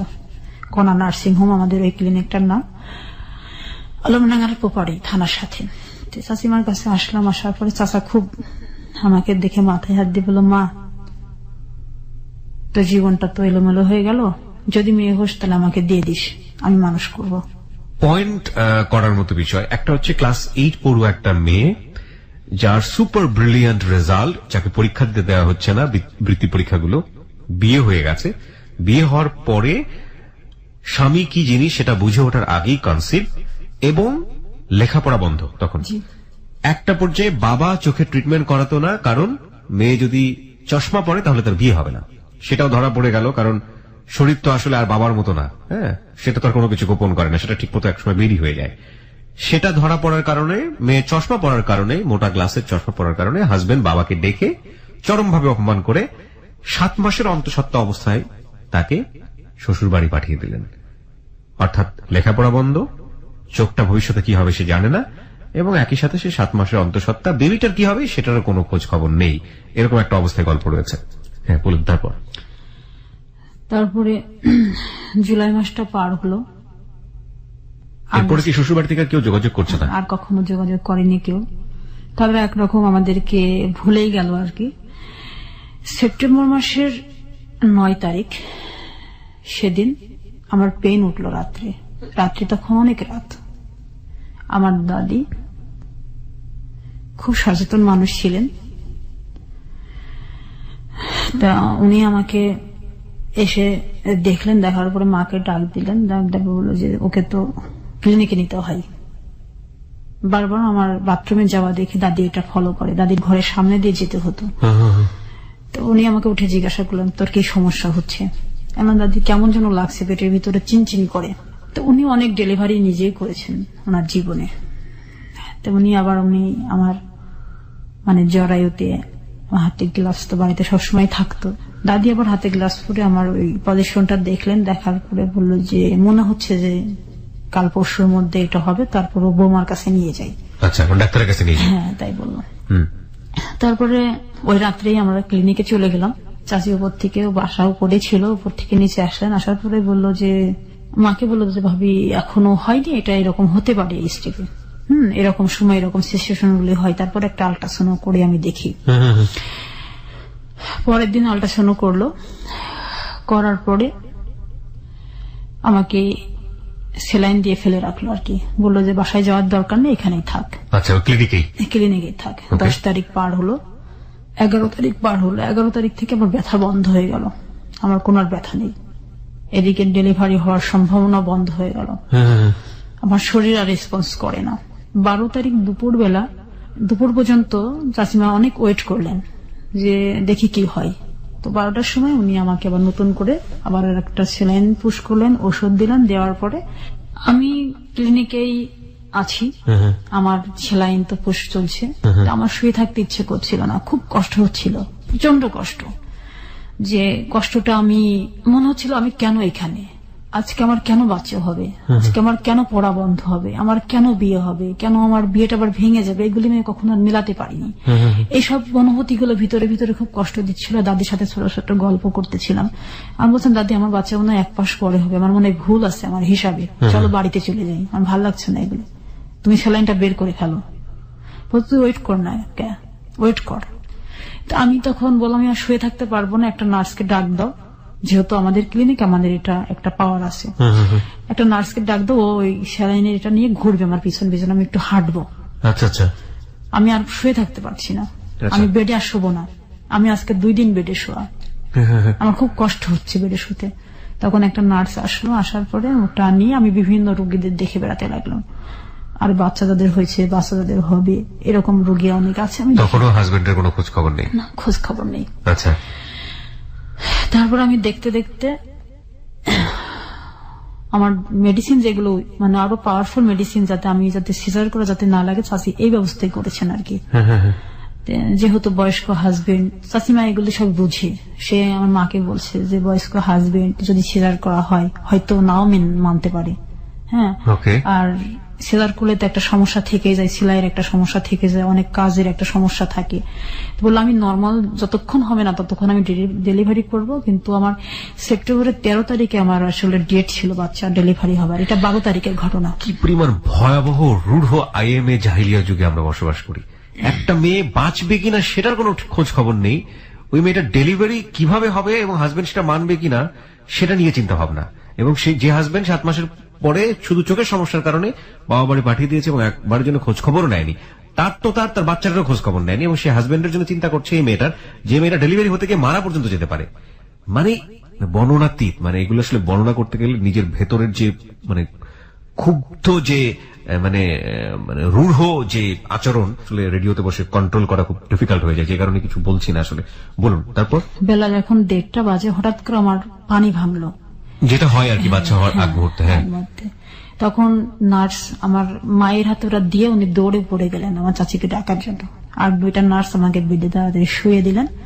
শুয়ে দেওয়ার পর চাচিমা এসে খুব বকাবকি শুরু করলেন, তোমাকে না বলছি এই মুহূর্তে হাঁটবে না, এখন শুয়ে থাকতে হবে বেশি, তুমি কেন হাঁটাহাঁটি শুরু করলে, এখন যদি অন্য কিছু হয় তাহলে আমি কি করব, বাচ্চাটা মরে গেল আমার কোনো সমস্যা নেই, কিন্তু তোমাকে তো বাঁচাতে হবে। চাচিমা এইভাবে আর কি রাগ করে উঠলেন। উনি তো আমাদের ফ্যামিলির এইগুলি তো মানতেই পারছেন না। উনি তো নওগাঁর মেয়ে ছিলেন, উনি অনেক মানে যুদ্ধ করে উনি ডাক্তার হয়েছিলেন, ওনার জীবনের হিস্টোরিটা আমার চেয়ে আরো বেশি করুন আমার চাচিমার, এই কারণে উনি মানতে পারছেন না। আমার মেয়ে 2:30টার দিকে হলো, আমার মেয়ের কোনো ভিতরে মানে স্পন্দন ছিল না। মেয়ে হলো ফার্স্ট? জি। ওকে। স্পন্দন ছিল না আমার মেয়ের কোনো কান্না নেই, শ্বাস নেয় না, কিচ্ছু নেয় না। আমি শুধু দেখলাম চোখ মেলেন, চাচিমা মানে পা দুটো এরকম ধরে শুধু থাবড়াচ্ছে বাচ্চাটাকে, শুধু কান্না করার চেষ্টা করাচ্ছে। যখন আর কাঁদলো না, একটু কেঁদে ওঠার পর পরে ওনাকে মানে সিলিন্ডার দিল, সিলিন্ডারে নাকে দিয়ে ওকে একটা বেবি কডে দিয়ে ওকে বাইরে দিয়ে দিল। তারপরে অক্সিজেনের সিলিন্ডার দিয়ে ওনাকে বাইরে দিয়ে দিল আর কি, বাচ্চাটাকে। হ্যাঁ, বাইরে দিয়ে দিল। চাচিমা তারপরে আমার যেটুকু ট্রিটমেন্ট করার দরকার করে উনিও বাচ্চাটাকে দেখাশোনা করার জন্য বেরিয়ে গেলেন। তার মা আমাকে শুধু বললো অনেক সুন্দর মেয়ে হয়েছে, তাই বললো। আপনার মা? হ্যাঁ। ওকে। আমার মেয়ের ওজন তখন 4.5 পাউন্ড। আচ্ছা। 4.5 পাউন্ডের একটা মেয়ে আমি আমার শরীর থেকে বের করলাম। এই অনুভূতিটা অনেক, এটা ইট কান্ট বি এক্সপ্লেইন। এটা আসলে মা হওয়ার অনুভূতিটা আসলে এক্সপ্লেইন করা যায় না। তারপরে রাত্রি 10টার দিকে আমরা ক্লিনিক থেকে বাড়িতে গেলাম। আচ্ছা। জসিমা বললো এখন বাড়িতে যেতে। বাচ্চাটাকে কোলে নিয়ে চলে গেলেন? আমার মায়ের কোলে ছিল। আপনি তখনও নেননি? আমি কোলে তখনও নেয়নি। আবার বাড়িতে গেলাম। বাড়িতে যাবার পরে আমার বোন, বড় বোন, আমার বড় দুলা ভাই সবাই আসলো আমাদের বাড়িতে। আসার পরে বাড়িতে ভালো একটা আনন্দ। অনেকদিন ছোট বাচ্চা বাড়িতে নেই। আমার বাচ্চাটাই ফার্স্ট ওই মুহূর্তে। আমার মেয়ের নাম আমি নিজেই রাখলাম ফাতেমাতুজ জোহরা তন্নি। আমার মেয়ের নাম ফাতেমাতুজ জোহরা তন্নি। ওকে। জি, রাখলাম। পরের দিন সকালে আমার বড় চাচার মেজো ছেলে আর কি, আমার মেজো ভাই, উনি ফ্যামিলির মানে সমস্ত কিছু কাজগুলোর মধ্যে উনি বেশি ইনভলভ থাকতেন। আচ্ছা। ওনার হাতে মাছ মিষ্টি এগুলো দিয়ে আমার শ্বশুর বাড়িতে পাঠালেন খবর দিয়ে যে মেয়ে হয়েছে, খবর নিয়ে তুমি যাও। আমার বাবা ওকে পাঠালো। মেজো ভাই গেলেন আমার শাশুড়ির কাছে। আমার শাশুড়ি বললো আমার ছেলে নেই, আমি কিভাবে দেখতে যাব, এখান থেকে কেউ দেখতে যাবে না। আচ্ছা। এই বলে পরের দিনই ওই সকালে গেছেন ভাইয়া, সন্ধ্যার সময় ভাইয়া ফিরে এসছেন। ফিরে আসার পরে এই কথা বললেন। সবাই বিমর্ষ। সেপ্টেম্বরের 12 তারিখে তো মেয়ে হলো। অক্টোবর মাসের 10 তারিখ 9 তারিখে আমি আর আমার বাবা, ডাক্তার বলেছিলেন যে হারুন সাহেব যে আপনার যে নাতিটা হবে তাকে আপনি টেস্ট করাবেন হবার পরপরই, যেন দেরি করবেন না। ঢাকাতে আসার দরকার নেই, আমার ছাত্র জালাল আহমেদ খুলনাতে বসে, ওখানে আপনি দেখাবেন। আমি 9 তারিখে বাবার সাথে করে ট্রেনে করে চলে গেলাম, যেহেতু ডেলিভারি রোগী বাস। মেয়েটাকে কি দেখাবে? মানে মেয়েটাকে টেস্ট করবে? মেয়ের চোখে কোনো সমস্যা আছে কিনা। ডাক্তার জালাল সাহেবকে দেখালাম। দেখানোর পরে পরের দিন আমি সকালে ট্রেন ধরে চলে আসলাম বাড়িতে। আসার পরে 10টার সময় বাড়িতে এসে পৌঁছালাম। রূপসা ট্রেনে আসলাম খুলনা থেকে আলমডাঙ্গা। আমাদের তো 2 ঘন্টা লাগে ওখান থেকে আসতে। আমি ড্রেস শেষ মানে খুলে আমি হাত মুখ ধুয়ে বাচ্চাটাকে দুধ খাওয়ানোর জন্য বারান্দাতে বসেছি। এর মাঝখানে পিয়ন চলে এসছে, আমাদের পোস্ট অফিসের পিয়ন। এসে বললো যে একটা রেজিস্টার চিঠি আছে নার্গিসকে, তার নামে একটা চিঠি, তাকে সিগনেচার করে নিতে হবে। আমি আমার ছোট ভাইটা ও বললো যে যপু হচ্ছে ওই তো পিয়ন এসছে, তোমাকে ডাকছে। আমি গেলাম, বাচ্চাটাকে মায়ের কোলে দিয়ে আমি সিগনেচার করে দিয়েছি। দিয়ে আমি যখন চিঠিটা খুলছিলাম তখন আমার সমস্ত শরীর কম্পন শুরু হয়ে গেছে। আমি জানতাম না যে কেন আমার ভিতরে একটা ভূমিকম্প হলো, বুঝতে পারলাম না। মানে কোনো কিছু খারাপ কিছু কেস করছিলেন? এরকম। পরে আমি শুধু ছিঁড়ার পরে আমি শুধু বের করছি শুধু তয়াকার লয়াকার কর, এতটুকুই আমি দেখছি, এর বেশি কিছু আমি দেখিনি। আমি ওই মুহূর্তে আমি মূর্ছা যাই, আমার জ্ঞান হারিয়ে ফেলি। বহুবার গা শিউরে উঠেছে হ্যালো 8920 জীবনের গল্প শোনার পরে, কিন্তু আজকের মতো ভয়াবহ ভাবে গা শিউরেও আমার কোনোদিন ওঠেনি। কিছুই বলার নেই, টোটালি স্পিচলেস। 20 মিনিট পরে আমার জ্ঞান ফিরে আসে। তারপরে আমার স্যালাইন দিয়ে আমাকে শুয়ে রাখেন। রাখার পরে তা বললাম যে মা আমাকে পুরা ওই আমাকে যে লেটারটা সেটা আমাকে দাও, আমি দেখব। দেখলাম ওখানে লেখা আছে যে আমার শ্বশুর বাড়ির লোকজন আমাকে না জানিয়ে তাদের অন্ধ মেয়ে আমার সাথে বিয়ে দেয়, এবং ওই যে সন্তানটা হয়েছে সন্তানটা আমার না, এই সন্তানটা তার ভালোবাসার কোনো ফসল, এবং এই অবৈধ সন্তানের বাবা আমি হতে চাই না, এই কারণে আমি তাকে ডিভোর্স দিচ্ছি। শুধু এই কথাটুকুই সেখানে লেখা ছিল। এবং এটা একটা তালাকনামায় ছিল কাজী অফিসের? জি, কুষ্টিয়া কাজী অফিস থেকে এটা আসে। কাজী আফসার উদ্দিন এটা সিগনেচার করে।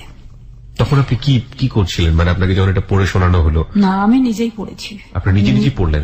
নিজেই পড়লাম, নিজের ভিতরে শক্তি সঞ্চয় করে নিজের সমস্ত যন্ত্রণাকে আমি মানে ভিতরে আরেকবার হাতুড়ি দিয়ে আমি মানে আঘাত করে আমি নিজেই পড়লাম। আমার মায়ের কাছ থেকে আমি নিয়ে আমি বললাম আজকের থেকে এই তালাকনামাটা আমার কাছেই থাকবে, এটা কেউ নিতে পারবে না, এবং তোমরা এই সম্পর্কে আমাকে কিচ্ছু জিজ্ঞাসাও করবে না আমি কোথায় রেখেছি, কিভাবে রেখেছি। যেটা তোমরা দিলে আজকে উপহার, এই উপহার নিয়ে আমি আমার পথগুলো চলবো, এটা বলে আমি আমার ঘরের দরজা বন্ধ করে দিয়েছিলাম। আমার মেয়ের বয়স তখন মাত্র 24 দিন। তারপর আস্তে আস্তে মেয়েটা বড় হতে লাগলো। বাবা মার রেসপন্সটা কি ছিল? সময়টাতে কি কিছু বলতো? হ্যাঁ, বাবা মা তখন আর কি রেসপন্স করবে। এটা যখন তালাকনামাটা বাড়িতে যখন আসলো, আমার আর একটা মামা ব্রিগেডিয়ার, বর্তমানে এখন উনি সিএমএস এর ডক্টর, তো মামা, দুই মামা, যেটা মেজর, উনিও আসলেন এই খবর পাওয়ার পরে। আসার পর বাবাকে তো প্রচন্ড বকাবকি করলেন। মামা বললেন যে আমরা মামলা করব, এবং এই মামলার মাধ্যম দিয়ে আমরা জানতে পারলাম সে নাকি মালয়েশিয়াতে চলে গেছে। মামলা করলেন আপনারা তাহলে? মামারা বলছে সে যে দেশেই থাক, আমি হাই কমিশনের মাধ্যম দিয়ে তাকে আমি নিয়ে আসবো দেশে, সে যত বড়ই হোক না কেন, শক্তিশালী। আমার দুই মামা মিলে কুষ্টিয়া কোর্টে এবং চুয়াডাঙ্গা কোর্টে মামলা করলেন। করার পরে মামারা তো ঢাকাতে ফিরে আসলেন। বাবা গিয়ে কি করলেন, আমার যেখানে মামলা করা হয়েছে ওটা আমার মায়ের চাচাতো ভাই ছিল, সৌরভ উকিল, অ্যাডভোকেট সৌরভ। সেখানে গিয়ে আমার বাবা আবার সেই মামলাটাকে তুলে ফেললেন। কেন? বাবা বললেন যে আমার সামাজিক কারণে আমি কোনো মামলা করতে পারবো না, কারণ আমার সামাজিক সম্মান ক্ষুণ্ণ হবে। বাবা এই কথাটা বললেন।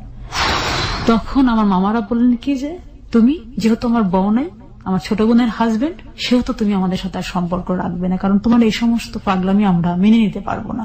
মেয়েদের জীবন নষ্ট করে ফেলছো, তুমি মামলা করবে না, এখানে ভয় পাচ্ছ। যখন মেয়েকে বিয়ে দিলা তখন তোমার কোনো লজ্জা হলো না, তোমার সামাজিক কোনো ইয়ে হলো না, এখন তোমার এত লজ্জা কিসের? তারপর মামারা খুব ক্ষুব্ধ হয়ে বাবার সাথে আর কথা বলতেন না দীর্ঘদিন। তুলে ফেলার পরে আমি একটা বছর 92 থেকে 93 নভেম্বর মাস পর্যন্ত কারোর সাথে আমি কথা বলতাম না। ফ্যামিলির কোন অতিথি বাড়িতে আসলে আমি তাদের সাথে দেখা করতাম না, শুধু ঘরের মধ্যে থাকতাম। আমি ভাত খেতে বসলে আমার চোখ দিয়ে অটোমেটিক পানি বেরিয়ে আসতো, আমি ভাত খেতে পারতাম না। আমি দিনে একবার ভাত খেতাম, আমার গলা দিয়ে ভাত নামতো না। সারাক্ষণ শুধু মনে হতো আমার বিয়ে হলো কেন, আমার পড়া বন্ধ হলো কেন, আমার মেয়ে হলো কেন, আমার ডিভোর্স হলো কেন। আমি 4টা সমীকরণ কখনো আমি মেলাতে পারিনি আমার জীবনের সাথে। আমার ওই মুহূর্তে যখন আমি আমার বাবার বাড়িতে আমার মেয়েটাকে নিয়ে অবস্থান করছিলাম, আমার ফ্যামিলিতে আমার ফুপুরা, আমার অন্যান্য আত্মীয় স্বজনরা যখন আসতো, তখন আমার মাকে, আমার বাবাকে প্রশ্ন করতো যে মেয়েকে কেন ডিভোর্স দেওয়া হলো। আর ওর মধ্যেই যেহেতু এপাড়া ওপাড়া আমার একটা ননদের বাড়ি ছিল, তারা খুব ফলাও করে প্রচার করতো এটা আমার অবৈধ সন্তান, আমার অবৈধ সন্তানের মা, এই সন্তান আমার ভাইয়ের না। এটা পুরো পাড়াময় প্রচার যখন হয়ে গিয়েছিল, তখন আমি আর ঘর থেকে বেরোতে পারতাম না। আমি তো জানতাম যে এটা আমার কার সন্তান। এটার আমার বাবা যেহেতু স্কুলের শিক্ষক ছিলেন, সেহেতু তার পক্ষে এই সম্ভব ছিল না। সে আমাকে এসে বকাবকি করতো, বলতো তুমি যোগ্য মেয়ে নও, তুমি সংসারী মেয়ে নও, তুমি সংসার করতে পারলে না, তোমাকে মরতে হবে। আমার হাতে কখনো বিষ তুলে দিত, কখনো দড়ি তুলে দিত গলায় দড়ি দেবার জন্য। আমি আমার মেয়ের মুখের দিকে তাকিয়ে কখনো এগুলো করতে পারিনি। হঠাৎ করে আমি ঝড়ের পরে যে গল্পটা আছে মানিক বন্দ্যোপাধ্যায়ের, সেই মাহবুবের গল্প আমাকে জীবনে ফিরিয়ে নিয়ে আসলো, আর একটা নতুন জীবন দিল। আমি চিন্তা করলাম সেই মাহবুবকে কত প্রচন্ড অত্যাচারের মধ্য দিয়ে মাহবুবকে সে ঝড়ের সাথে প্রতিযোগিতা করে ওকে মুদি দোকানের জিনিসগুলো টানতে হতো। তারপরে আমি আমার বই তুলে নিলাম হাতে। আমার মেজো মামা ছিলেন যশোর শিক্ষা বোর্ডের শিক্ষা কমিশন, মহিউদ্দিন কেরু। মামার কাছে আমি গেলাম যশোরে, মামা আমি পরীক্ষা দিব, আমার পরীক্ষা দেবার ব্যবস্থা করে দিন। 94 সালেরই ক্যান্ডিডেট ছিলাম, আমার 19 কখনো পড়া হয়নি। মামা বললো যে তুমি 95 সালে পরীক্ষা দাও, তুমি পারবে। আমি বললাম না মামা, আমি যে সালের আমি পরীক্ষার্থী ছিলাম আমি সেই সালেই পরীক্ষা দিব, আমি দেখিয়ে দিতে চাই যে আমিও পারি। আমি ডিসেম্বর মাসের 1 তারিখ থেকে আমি পড়া শুরু করলাম। যখন আমি অঙ্ক বই নিয়ে হাতে করে বসলাম, আমার বীজগণিত তখন মাথায় আর কিচ্ছু ঢোকে না। যে মেয়েটি আমি কখনো 80 নিচে কখনো আমি অঙ্কে মার্কস পাইনি, সেই মেয়েটি আর আমি অঙ্ক করতে পারি না। আমার সব ভুলে গেছে 2 বছরে। পরে মামাকে অনুরোধ করে বললাম যে মামা আমি তো অঙ্ক কিছু বুঝি না, আর আমার মাথায় ঢুকে না, প্রাইভেট মাস্টার কাছে যাই আসি, আমি অঙ্ক করতে পারি না। অঙ্ক যখন করতাম তখন আমার সবকিছু ওই 2 বছরে যে গত 3 বছরে যে 91 থেকে যে 93 লাস্ট পর্যন্ত ঘটনাগুলি আমার ভেসে আসতো, আমি পারতাম না, কোনোদিন কনসেন্ট্রেট করতে পারতেন না।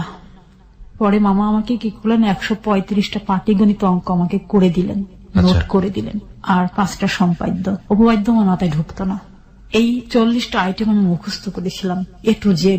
আমি প্রতিদিন লিখতাম, লিখে যথারীতি আমার পরীক্ষা শুরু হলো মে মাসের 2 তারিখ 1994 সাল। তার আগের দিন ছিল মেয়েদ্বীপ, চুয়াডাঙ্গা গভর্নমেন্ট স্কুল বালিকা বিদ্যালয় থেকে আমি প্রাইভেট পরীক্ষা দিলাম, এসএসসি পরীক্ষা। আগস্টের 2 তারিখ শুক্রবারের রেজাল্ট বের হলো, আমি 2nd ক্লাস পেলাম। This is really amazing যে প্রত্যেকটা ডেট আপনি সবকিছু মনে রেখেছেন কিভাবে। This is very interesting. Okay. তারপরে আমার মার্কশিট আসলো, মার্কশিট আমি দেখলাম, অঙ্কে আমি 35 পেয়েছি, ইংরেজিতে 66 মার্কস পেয়েছি, 70 মার্কের অ্যান্সার দিয়ে ইংরেজিতে ভালো করেছি। সব সাবজেক্টে আমার ছিল, আমার মোট মার্কস হয়েছিল 570। 30 মার্কের জন্য আমি ফার্স্ট ডিভিশন পাননি। আপনার মেয়ের বয়স তখন কত? আমার মেয়ের বয়স তখন মাত্র 2 বছর। কলেজে আমি ভর্তি হলাম, আলমডাঙ্গা ডিগ্রি কলেজ, আচ্ছা। মানবিক বিভাগে।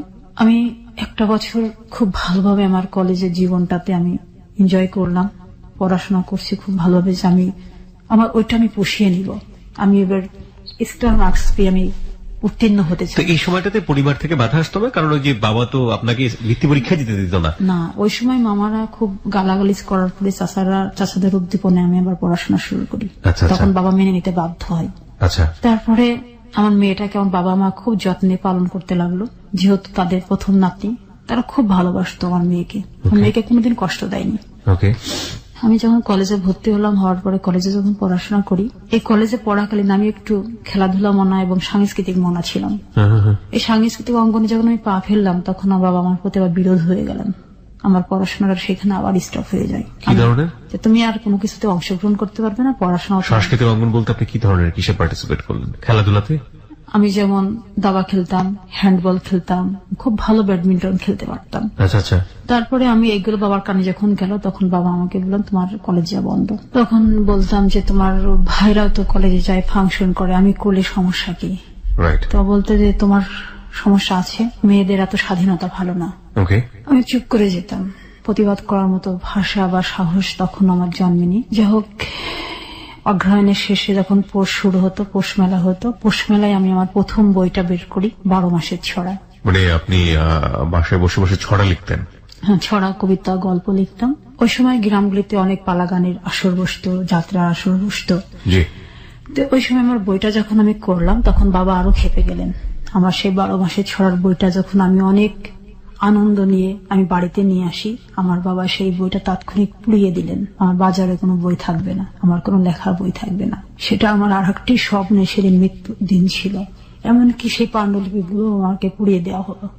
সেই পাণ্ডুলিপি আমি আর জন্ম নিতে পারিনি। প্রথম বইয়ের মৃত্যু আমার এভাবে হলো। তারপর আমার জিদ জন্ম হলো ভিতরে, আমি একদিন লিখিয়ে হব, আমার বই আসবে বাজারে, এটা আমি দেখাবো। এটারও একটা অন্যতম কারণ ছিল আমার পড়া বন্ধ হবার। 94 থেকে 99 পর্যন্ত আমি আর ইন্টারের বই হাতে করতে পারিনি, কলেজে যেতে পারিনি। আমাকে ঘর কেন্দ্রিক করা হলো, আমার মেয়েটাকে আমার কাছ থেকে নিয়ে নেওয়া হলো। আমার মেয়েকে আমি দুধ খাওয়াতে পারতাম না, আমার মেয়েকে বুকে নিয়ে আমি ঘুমাতে পারতাম না। আমার বাবা মা একটা কথাই বলতো, তুমি ব্যর্থ, তোমার কোনো কিছুর যোগ্যতা নেই, তুমি মানুষ হিসাবে ব্যর্থ, তোমার মরে যাওয়াই ভালো। প্রতিবার ঈদ আসতো বাড়িতে, সব ভাই বোন ঈদের কাপড় পেত। আমার স্বামী ছিল না বিধে আমি কোনোদিন নতুন ঈদের কাপড় পাইনি। দীর্ঘ 5 বছর আমি কাটিয়েছি পুরানো জামা পরে। আমার বাবার সামর্থ্য ছিল, সব ছিল, তারপর আমাকে দেওয়া হয়নি। শুধু আমি সংসার করতে পারিনি এই জন্য, শুধু আমি স্বামীকে ধরে রাখতে পারিনি এই জন্য। এটাই ছিল সবচেয়ে বড় অপরাধ আমার। এভাবে যখন 99 পর্যন্ত আমার জীবন থেকে চলে গেল 5টি বছর, তখন আমি ইচ্ছা করে আমি সাদা থান পড়তাম আমার দাদির কাছ থেকে। আমার সাদা দাদির সেই থান নিয়ে আমি 5 বছর থান পরে আমি কাটিয়েছি। এটা পড়ার আর একটা কারণ ছিল, আমার ছোট বোন যেটা ইমিডিয়েটলি ছিল সেটা ঝিনেদায় বিয়ে হয়েছে। ওই বোনটার বিয়ের দিন আমার বাবা আমাকে ডেকে বলেছিল, তুমি বিয়ের কোনো জিনিস ধরবে না, আমার মেয়ের জীবনটা নষ্ট হয়ে যাবে। সেদিন আমি খুব কষ্ট পেয়ে আমি বাড়ির ঝাড়ের নিচে, আমাদের বাড়িতে একটা বাঁশের বাগান ছিল, বাগানে গিয়ে আমি বসেছিলাম, প্রচুর কেঁদেছিলাম। সেদিনকে থেকে আমি রঙিন কাপড় পরে পড়া বন্ধ করে দিয়েছিলাম। এটা 1995 সালের 29শে মে। তারপরে থেকে আমি আর কোনোদিন 99 সাল পর্যন্ত আমি রঙিন কাপড় পরিনি।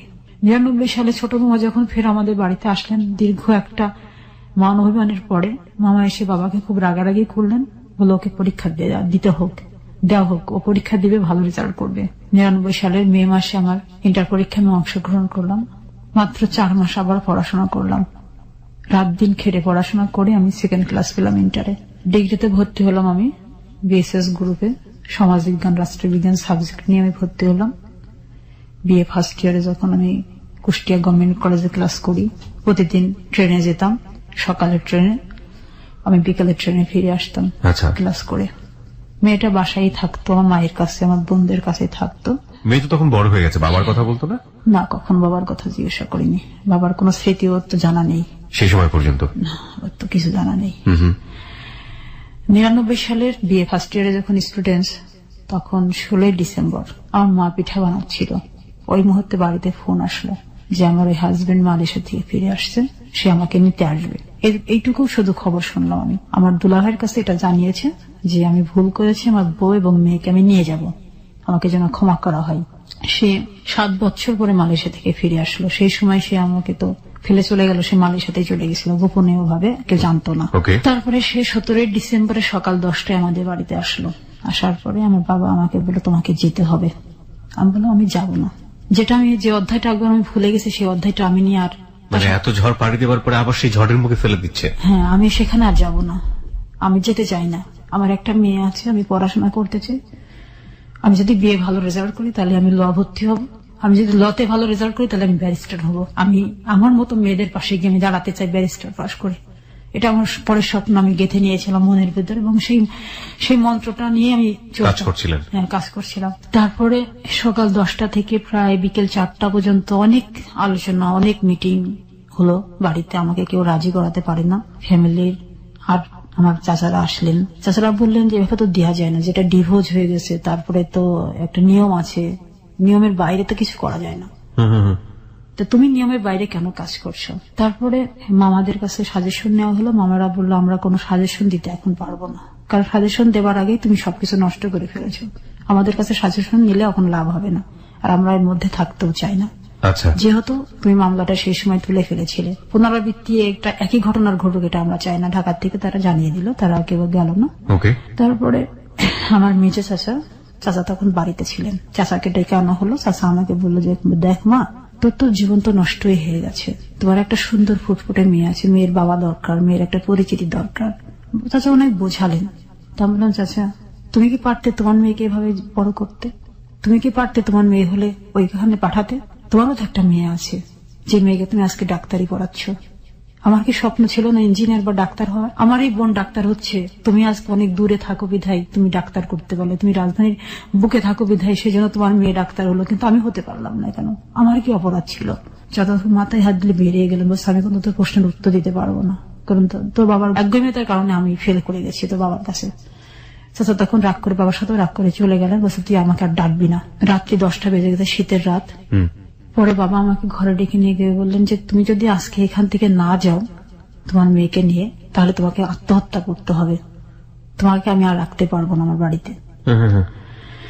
কারণ তোমার মেয়ের এই যে যারোর সন্তান, তোমার মেয়ে যে অবৈধ সন্তান, এই কথা আমার শুনতে পারি না। তখন আমি বাধ্য হলাম যেতে। আমার ওই আবার নতুন করে আমার কাবিননামা তৈরি হলো। সেই কাবিননামাতে আমাকে ফের দেখানো হলো আমি এটাই আমার প্রথম বিয়ে।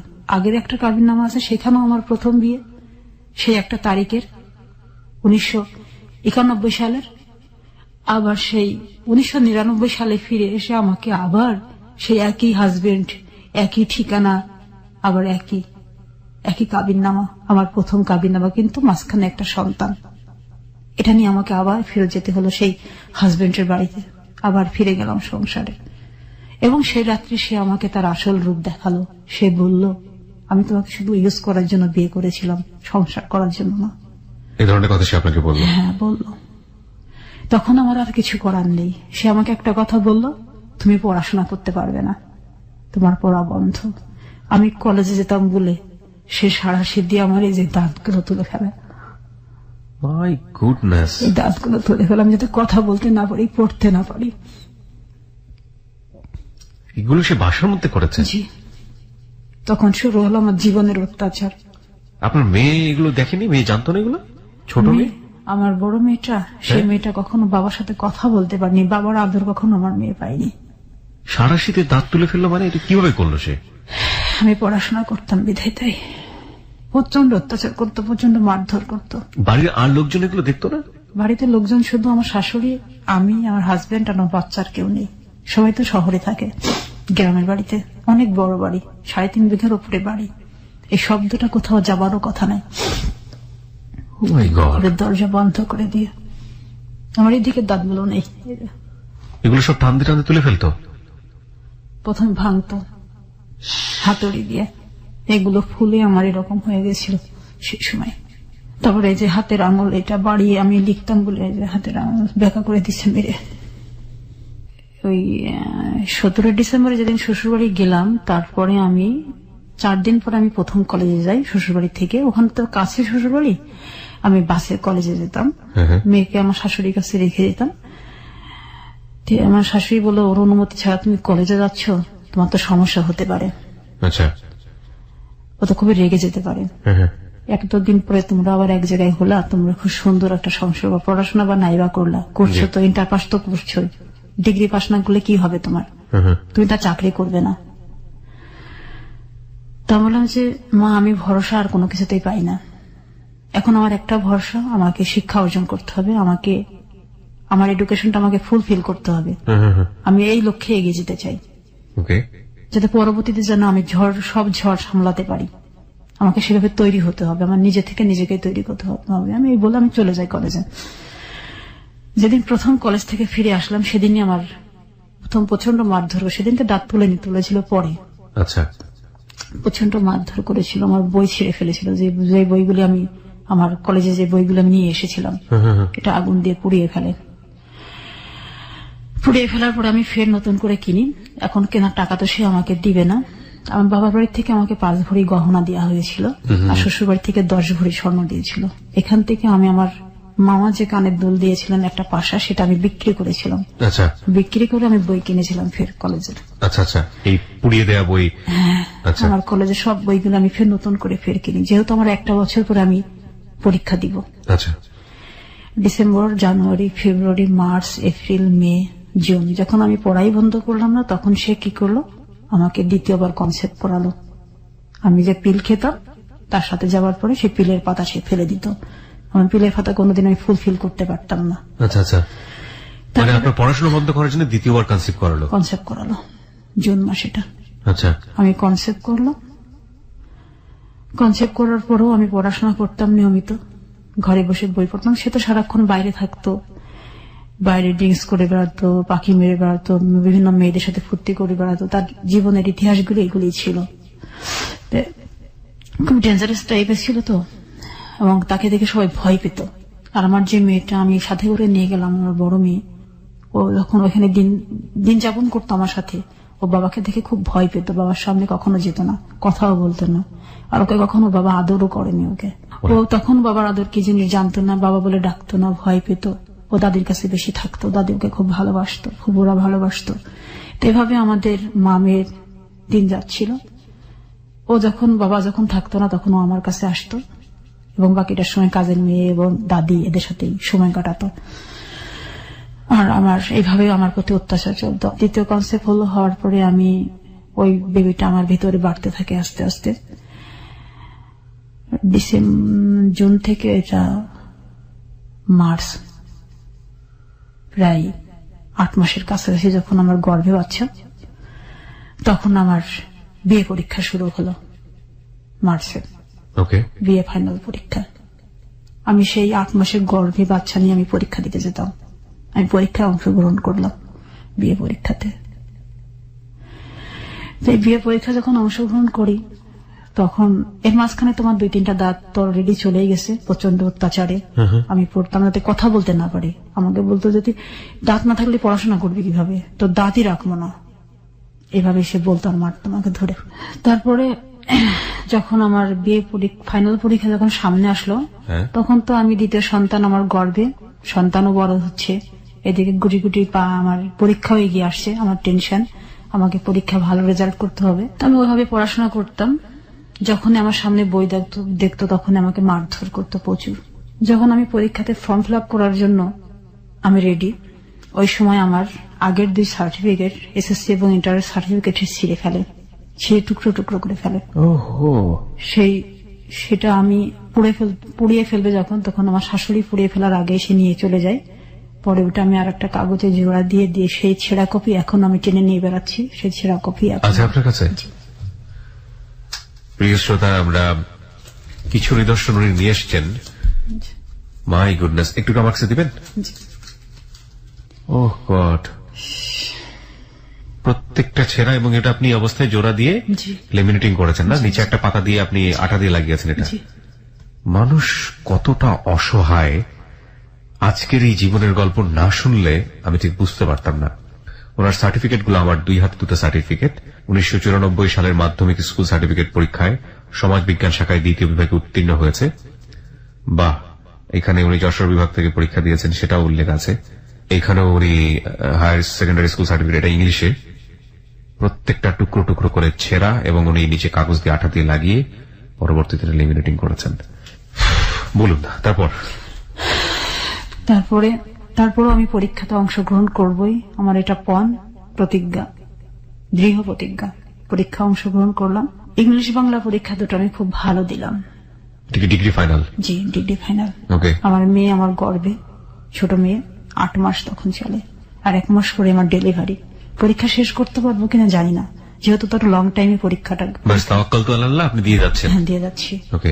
আমার সমাজবিজ্ঞান যখন ফার্স্ট পার্ট পরীক্ষা দেওয়া হয়ে গেল, সেকেন্ড পার্ট পরীক্ষার সামনে 7 দিন পরে আমি সমাজবিজ্ঞানের সেকেন্ড পার্ট বই নিয়ে আমি ঘরে বসে পড়ছিলাম। রাত্রি তখন 10টা বাজে। উনি ফিরে আসলেন। ফিরে এসে আমার হাতে বই দেখার পর, বাড়িতে আমার শাশুড়িও ছিলেন না, উনি চিটাগং গিয়েছিলেন, তো বাড়িতে কেউ নাই, আমি, আমার মেয়ে আর কাজের মেয়ে, আর কেউ নাই। মেয়ে তো কাজের মেয়ের সাথে ঘুমিয়ে গেছে। বাড়ি ফিরে আমার যখন দেখলো বই হাতে, তখন আমার পেটে 2টা লাথি মারলো, আমার ভরা পেটে। আমি খাট থেকে পড়ে গেলাম। আমার মুখে ঘুষি মারলো, নাক দিয়ে রক্ত বেরিয়ে গেল। সে বেরিয়ে ঘরে তালা মেরে, গেটে তালা মেরে সে ওই রাতে বেরিয়ে যায় বাড়ির থেকে। কোথায় যায় এটা জানি না। আমি ভোর পর্যন্ত ভেবে পড়েছিলাম। আমার মেয়ে আর কাজের মেয়েটা শুধু শব্দ শুনেছিল। ও পাশের ঘরের থেকে ওরা 2 জন আসে। আসার পরে আমাকে ওই অবস্থায় দেখে, রক্ত বেরোনো দেখে ও ভয় পেয়ে যায়, কান্নাকাটি করতে থাকে। তখন ওর পাশে যে আমার চাচাতো ভাসুরা ছিল, ওরা দৌড়ে আসে, ঘেরের দরজা বন্ধ, প্রাচীর টপকিয়ে আসে, তালা ভাঙে। ওই রাত্রে তালা ভেঙে তারপরে আমাকে ডাক্তারখানায় নিয়ে যায়। আমি অ্যাডমিট হই।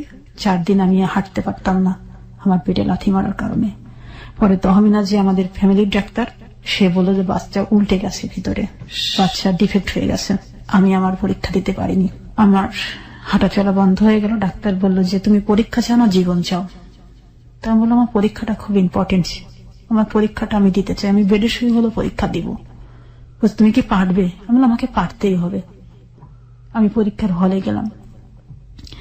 হলে যাবার পরে ওই পরীক্ষাটা তো আমার 7 দিন পরে ছিল, আমি দিয়ে দিলাম। পরীক্ষাটা খুব ভালো আমি দিতে পারিনি। তারপরে আমার ব্লিডিং শুরু হওয়ার পরে আমি আর যেতে পারিনি। তারপরে আমি আমার মায়ের বাড়িতে চলে আসি। আমার পরীক্ষা ওই জায়গায় স্থগিত হয়ে গেল।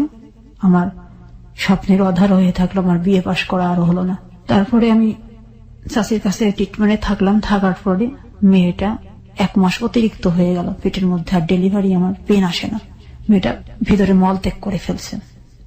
যেখানে 9 মাসে বাচ্চা হওয়ার কথা, সেখানে 10 মাস হয়ে গেছে। ও কোন রকম বেঁচে আছে ভিতরে। পরে চাষিমা 7 ঘন্টা, মানে আল্ট্রাসাউন্ড রিপোর্টে ওটা 7 ঘন্টার মধ্যে যদি ডেলিভারি না হয়, মা মেয়ে দুজনাই পৃথিবী ছেড়ে চলে যাওয়ার সম্ভাবনা আছে। এই রিক্সে চাষিমা আমাকে ডেলিভারি করালেন। ডেলিভারি করানোর পরে মেয়েটা হলো আধমরা একটা মেয়ে।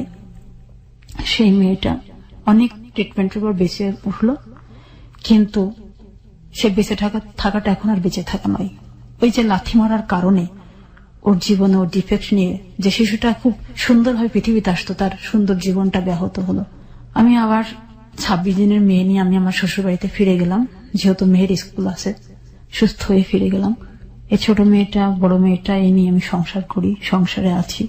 বইগুলো প্রতিদিন হাত দিতাম আর কাঁদতাম যে আমার এত যন্ত্রণার পড়াশোনা, সেই পড়াশোনাটা আমি আজকে পড়তে পারলাম না।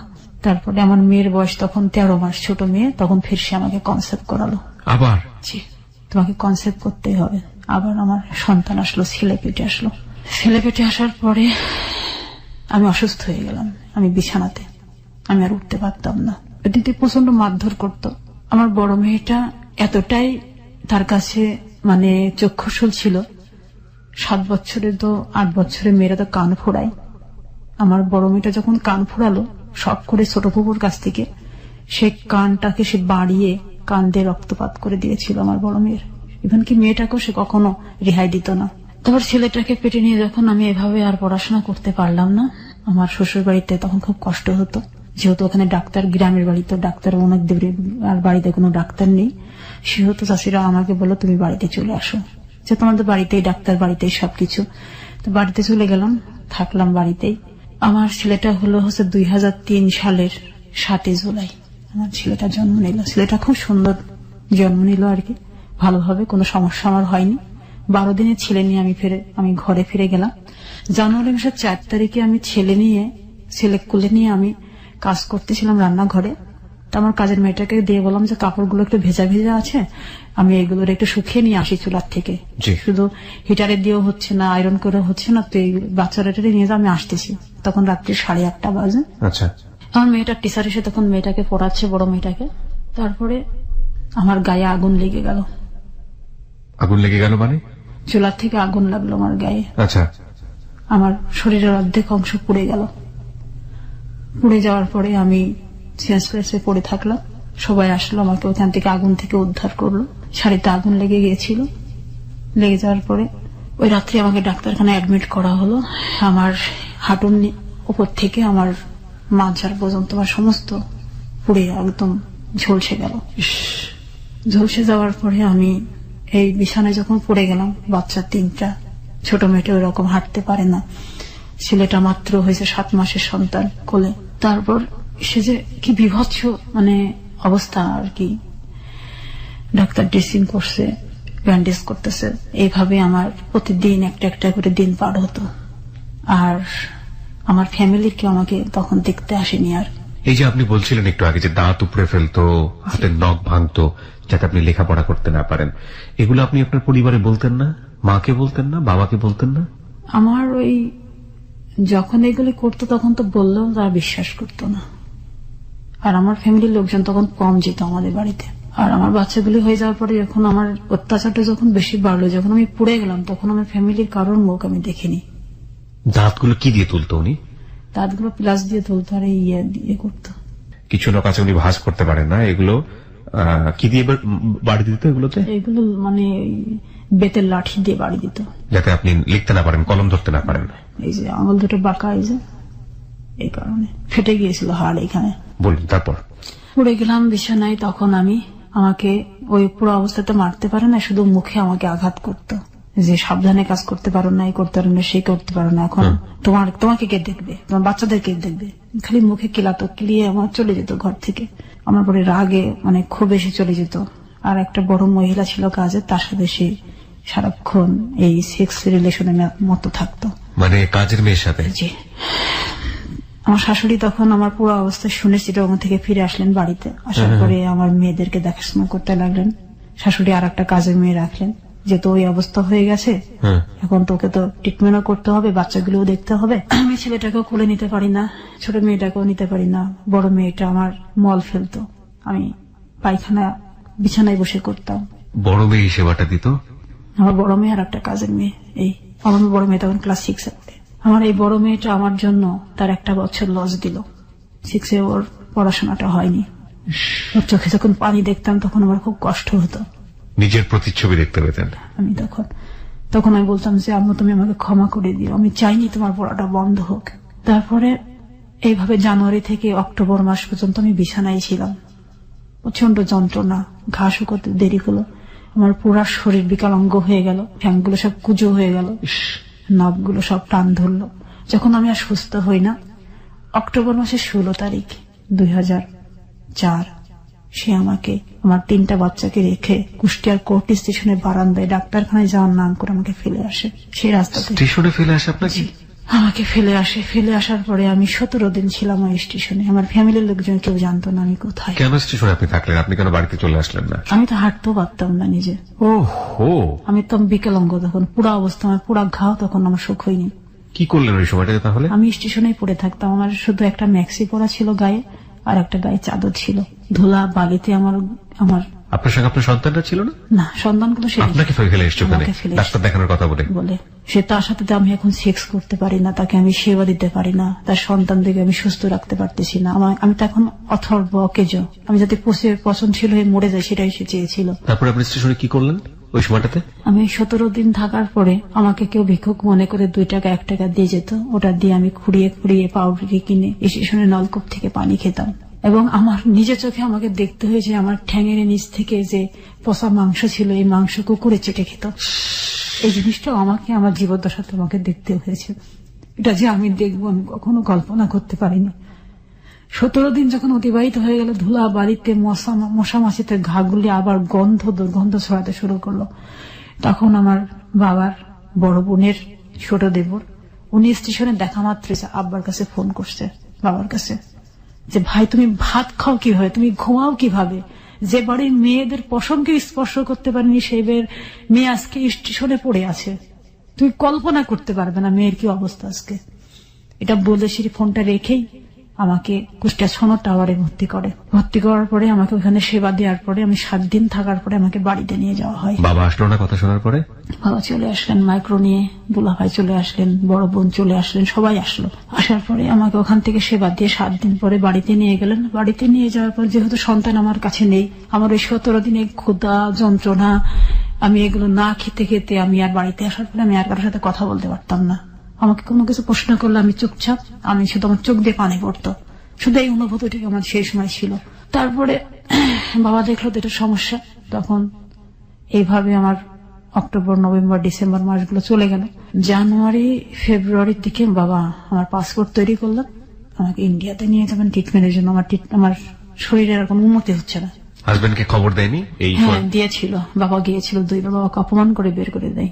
তারপরে মে মাসে আমার পাসপোর্ট হাতে আসলো, জুন মাসের অর্ধেক টাইমে ভিসা পেলাম পাসপোর্টে। তখন বাবা আমাকে নিয়ে সুদূর মাদ্রাজ গেলেন ট্রিটমেন্টের জন্য, অ্যাপোলোতে ভর্তি করলেন আমাকে। কারণ আমার তখন পুরা আমার নার্ভগুলো তো শুকিয়ে মানে ওই যে কুচিয়ে তো আমি খাটো হয়ে গেছি, এতটুকু হয়ে গেছিলাম, আমি লাঠি ভর দিয়ে চলতাম। তারপর ট্রিটমেন্ট চললো কতদিন ওইখানে চললো? আমি ছিলাম ওইখানে 25 দিন ছিলাম। আচ্ছা। ওইখানে ট্রিটমেন্ট করাকালীনই আবার চোখটাকেও দেখানো হলো, চোখেরও তো তখন খুব ভয়াবহ অবস্থা। শঙ্কর নেত্রালয় দেখানো হলো, দেখানোর পরে শঙ্কর নেত্রালয় থেকে বললো যে লেসিক করতে হবে, লেজার লেসিক করতে হবে, করলে চোখটাতে পাওয়ারটা একটু কম থাকবে, তখন ইজি হয়ে জীবনযাপন করতে পারবে। পরে আমি ফিরে আসলাম দেশে। ফিরে এসে আমি মামলাতে অংশগ্রহণ করলাম, সুস্থ হলাম। মামলা করলেন? হ্যাঁ জি, জজ কোর্টে গিয়ে মামলা করলাম, চুয়াডাঙ্গা জজ কোর্টে, আমার সেই মামার কাছে। করার পরে সে অ্যারেস্ট হলো, আমার সন্তানরা আমার কাছে আসলো, কোর্ট রায় দিল যে আমার 3টা সন্তান আমার কাছেই থাকবে, তাদেরকে প্রতি মাসে 6,000 টাকা খরচ দিতে হবে। আপনি কি মামলা করলেন? নারী নির্যাতন মামলা? জি। তারপর তাকে অ্যারেস্ট করে কি করা হলো? অ্যারেস্ট করে সে 7 দিন ছিল জেলখানাতে, তারপরে সে জামিনে বের হয়ে আসলো। কিভাবে বের হলো সে?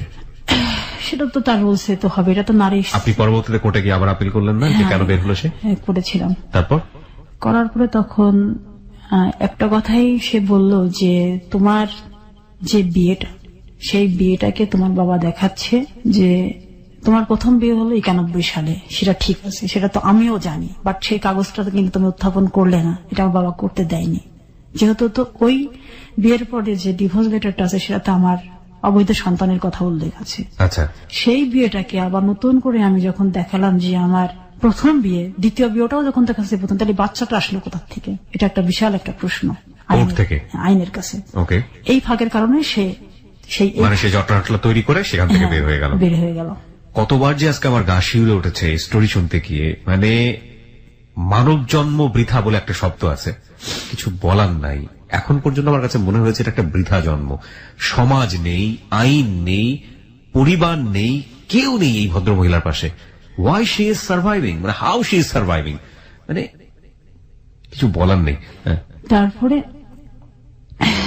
মামলাতে সেইভাবে যখন জামিন নেওয়ার পরে আমার কাছে তো বারবারই, আমি যতবার আমার আপিল করেছি ততবারই রায় আমার দিকে এসছে।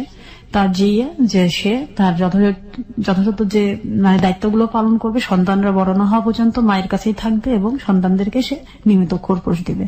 সে শুধু 60,000 টাকা দিয়ে পালিয়ে গেল, আর ফিরল না। সে আর কোন মামলার হিয়ারিং এ পালিয়ে গেল, দেশের বাইরে চলে গেল। কি দেশের বাইরে আবার চলে যায়? ওকে।